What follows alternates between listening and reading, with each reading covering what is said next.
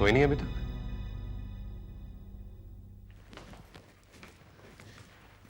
वो मैं आपका इंतजार कर रही थी। मैं आपके लिए खाना लगा दूं? मैं खाना खाकर आया हूँ। आज मैंने आपकी फेवरेट। मैंने कहा ना मैं खाना खाकर आया हूँ। बार बार क्यों पूछ रही हो तुम? राजीव, क्या हुआ इतने गुस्से में? कुछ नहीं माँ, कोई प्रॉब्लम नहीं है। माँ हूं तेरी, अच्छी तरह जानती हूँ। तू तो कभी ऊंची आवाज में बात नहीं करता था और आजकल बात बात पर तेरी आवाज ऊंची हो जाती है। नेहा, क्या बात है? पता नहीं मम्मी जी, मैं तो सिर्फ इन्हें खाने के लिए पूछ रही थी और ये। हाँ, सारी गलती मेरी है, लेकिन कोई भी समझने की कोशिश नहीं कर रहा कि मेरी भी प्रॉब्लम हो सकती है। राजीव, यही तो कोशिश कर रहे हैं कि क्या प्रॉब्लम है तुझे। एक नहीं 1000 प्रॉब्लम है मेरी। प्रॉब्लम में घिरा हुआ हूं मैं। प्लीज मुझे अकेला छोड़ दो आप। राजीव,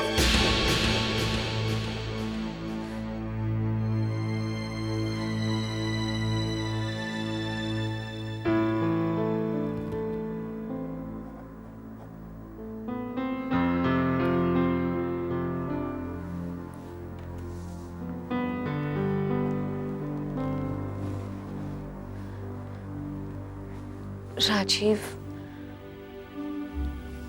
आपको सब छोटी छोटी बातों पर गुस्सा क्यों आता है?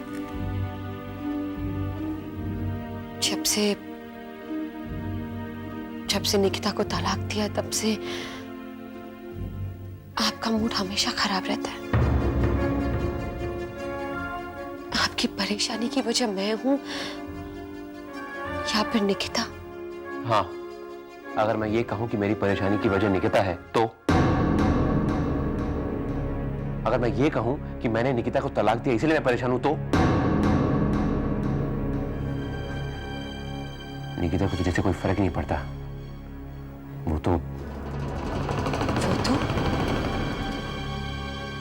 वो तो क्या राजीव, बताइए। क्या आप अभी भी निकिता से मिलते हैं? तुम मिलने का पूछ रही हो? अभी पार्टी में आमने सामने थे हम लोग।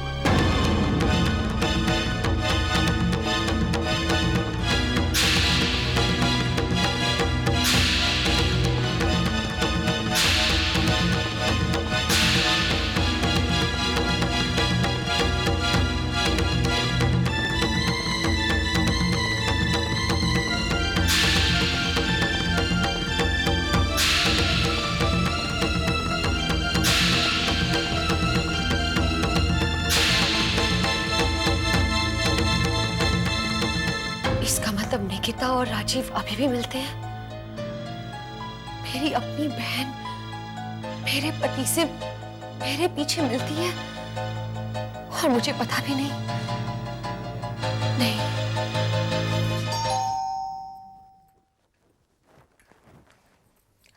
नेहा, आओ बेटा। अरे बहुत खुश हूं मैं तुझे देखकर यहाँ। लेकिन मुझे कुछ खास खुशी नहीं हो रही है यहाँ आकर। मैंने तो कसम खाई थी कि इस घर की चौखट पर दोबारा पांव नहीं रखूंगी। मैं आज इस घर में बेटी बनकर नहीं, पत्नी बनकर आई हूं, जिसके पति पर इस घर की दूसरी बेटी डोरे डाल रही है। अरे भाई, जब तलाक के कागजात पर साइन कर दिया है तो फिर वो मेरे पति को छोड़ क्यों नहीं देती? नेहा, बस कर, बस। ये क्या उल्टी सीधी बकवास कर रही है तू? हाँ, तेरी वजह से निकिता को राजीव की जिंदगी से निकलना पड़ा। वो बेचारी उफ तक नहीं कर रही है और तू यहाँ खड़े खड़े चिल्ला रही है। अरे तुझे तो शुक्रगुजार होना चाहिए कि वो। शुक्रगुजार? अरे भाई, किस बात का शुक्रिया करूं मैं उसका? इस बात का कि वो मेरे पति के पीछे पड़ी हुई है। बस चुप कर। जरा पूछिए इससे, कल रात को पार्टी में ये मेरे पति के साथ क्या कर रही थी? निकिता, ये नेहा क्या कह रही है? नहीं माँ, ये झूठ कह रही है। झूठ नहीं है, ये सब सच है। अरे मेरी ही बदकिस्मती है कि ये गंदे चरित्र वाली लड़की को मेरी बहन बना दिया। और अब मेरे माँ बाप ने भी तो कोई कसर नहीं छोड़ी।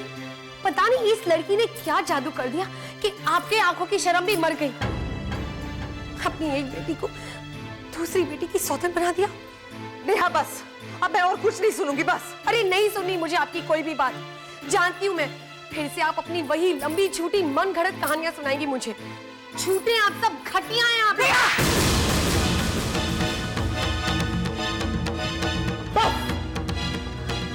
एक और शब्द नहीं बोलूंगी, एक शब्द और मैं जरूर बोलूंगी। इसे कह दो कि ये मेरे पति से दूर रहे, वरना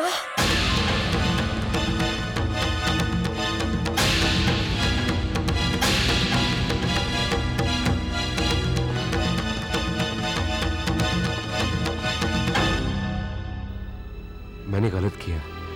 किस्मत ने निकिता को मुझसे अलग किया। इसमें निकिता का क्या कसूर है? मगर वो पार्टी में क्या कर रही थी? कहीं वो गलत रास्ते पर तो नहीं जा रही? ऐसे माहौल में उसे नहीं जाना चाहिए। मुझे ऐसा नहीं करना चाहिए था। क्या हक है मेरा उस पर? मुझे उसे समझाना चाहिए था। ये क्या किया मैंने? मुझे उससे माफी मांगनी चाहिए।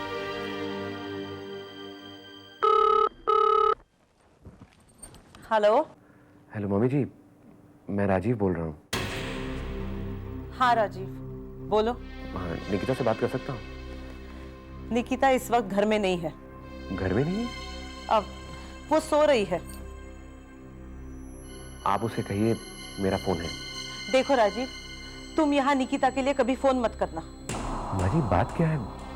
मुझे तो सिर्फ निकिता से बात करनी है। राजीव, क्यों तुम दोनों घरों को उजाड़ना चाहते हो? और वैसे भी निकिता और तुम्हारा डिवोर्स हो गया है। निकिता की जिंदगी में बचा ही क्या है? और जो भी है, अब निकिता को अपनी जिंदगी अपने हिसाब से जीने दो। नेहा की गृहस्थी बचाने के लिए निकिता को बर्बाद होते हुए मैं नहीं देख सकती। मम्मी जी आप गलत समझ रही हैं। राजीव, गलत क्या है और सही क्या है ये तुम ही समझो। कल तुम निकिता से पार्टी में मिले और नेहा को पता चला, उसके बाद नेहा ने कितना बड़ा हंगामा किया पता है तुम्हें? इसलिए मैं तुमसे कहती हूँ, निकिता का पीछा छोड़ दो और आइंदा यहाँ निकिता के लिए फोन मत करना। ये मेरी तुमसे विनती है।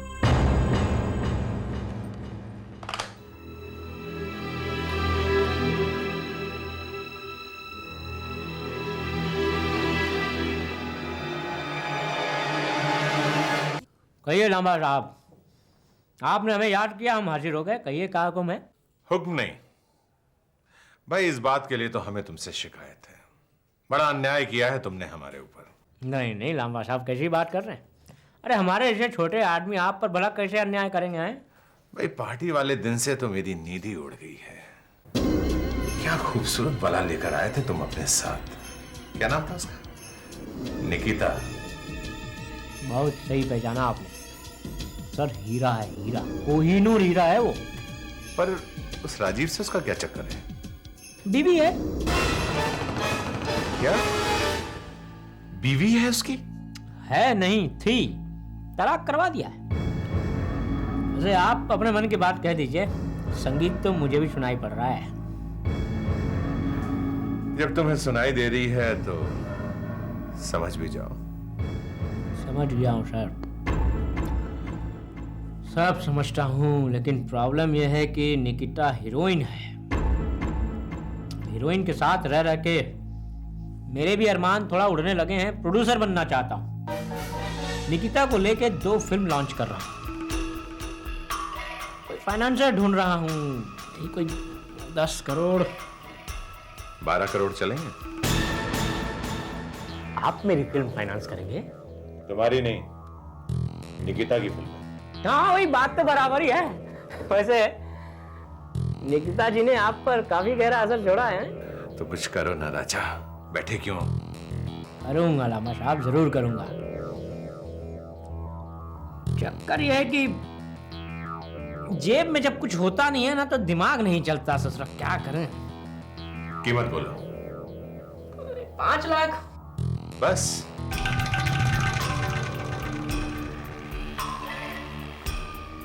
ये लो एडवांस। डील मंजूर? तो बिल्कुल मंजूर भाई।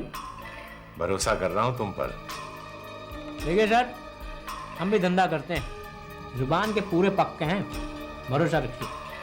तुम्हारा धंधा हमें पसंद आया है और आपकी पसंद की कद्र करना हमारा फर्ज है। आप तक ले आएंगे, बस एक बात का ध्यान रखिएगा, फाइनेंस करना मत भूलिएगा फिल्म। भाई कुछ भी कर सकता हूं निकिता के लिए।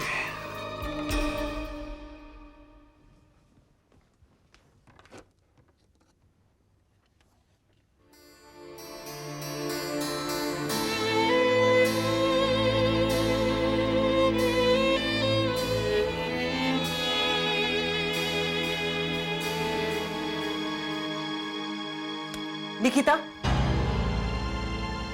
क्यों अपनी और अपनी बहन की जिंदगी में आग लगाने पर तुली है तू? हाँ, क्यों राजीव से चोरी छिपे जाके पार्टियों में मिलती है? मैं राजीव से चोरी छुपे पार्टी में नहीं मिलने जाती हूँ माँ। फिर कौन है वो अनजान लोग जिनके साथ तू पार्टियों में घूमती रहती है? और हम पर का मुसीबतें कम है निकिता, जो तू अपने अकेलेपन की नुमाइश करती फिरती है? स्टॉप इट माँ। मैं कोई छोटी बच्ची नहीं हूँ जो आप मुझे डांटती जा रही हैं। मुंबई में अकेले रहकर मैं अपना करियर बना चुकी हूँ। जानती हूँ कि जिंदगी अकेले कैसे जी जाती है। ठीक है, अगर आप लोगों को यूं लगता है कि मेरे इस घर में रहने से आप पर और आपकी इस घर की इज्जत पर दाग लगता है, तो मैं यहाँ से चली जाती हूँ। मुझे भी इस घर में नहीं रहना।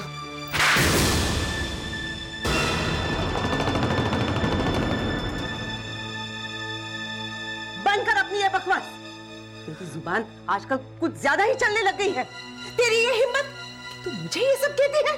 हाँ, माँ हूं मैं तेरी, क्या मैं तुमसे दो सवाल कर नहीं सकती हूँ? और खबरदार जो घर छोड़ने की बात की तो ये सारी मुसीबतें उसी दिन शुरू हो गई थी जब तू घर छोड़कर मुंबई चली गई थी। आप ही लोगों ने मजबूर किया था मुझे। आप ही लोगों ने शुरू से कभी मुझे समझा नहीं।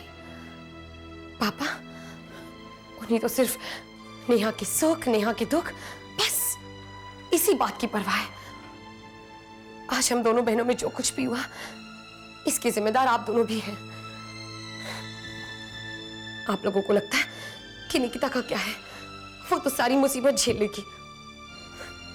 हम दोनों को जब इकट्ठा पैदा किया था, तो फिर दोनों में ऐसा बर्ताव क्यों मां? बस बस, यही इल्जाम सुनना बाकी था बस। हाँ, नहीं है हम तेरे माँ बाप, दुश्मन है तेरे दुश्मन। खुश? हाँ, दुश्मन है आप लोग मेरे, बस।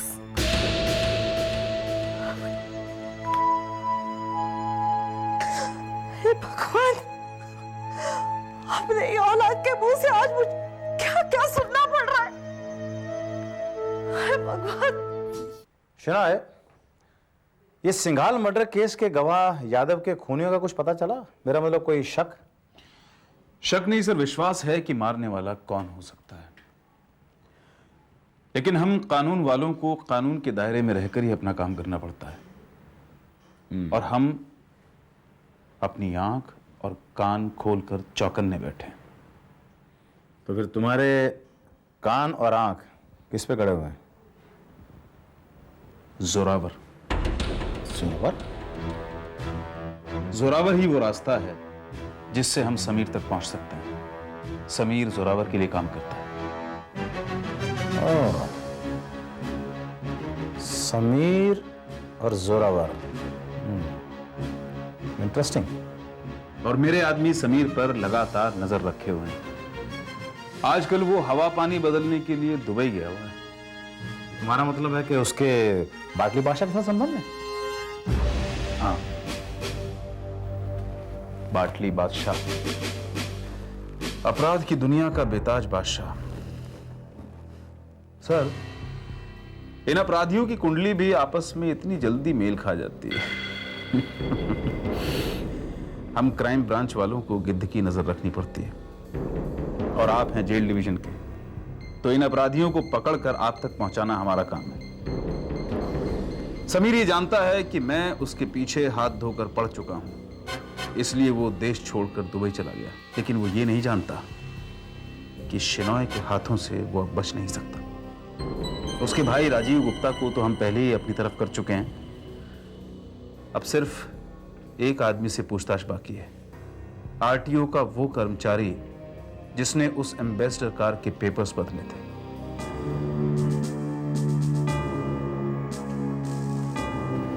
सर, मैं समीर तक पहुंचने के लिए कुछ भी करूंगा। बोल, उस कार के ओरिजिनल पेपर्स कहाँ हैं? बोल। सर मैंने आपसे कहा ना कि सर मैं नहीं मालूम तुझे? नहीं मालूम?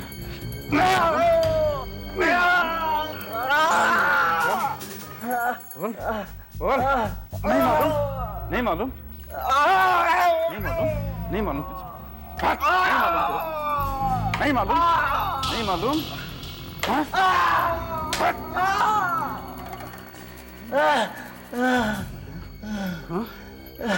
नहीं?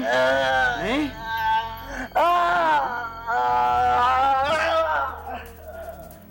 वाला जवाब नहीं चाहिए। बता दिए थे मैंने।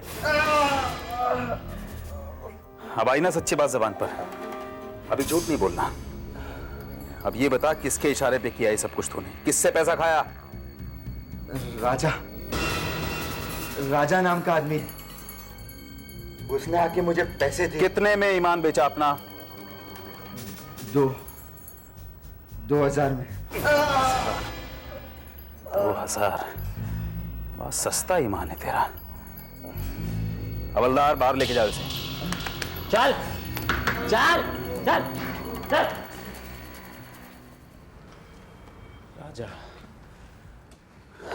ये राजा कौन है? सर बड़ा सादा आदमी है, मुंबई में छोटा मोटा ब्लैकमेल का धंधा करता था, फिर इंदौर आ गया। अब कुछ दिन पहले ही हवालात से छूटा है। किस जुर्म में था जेल में?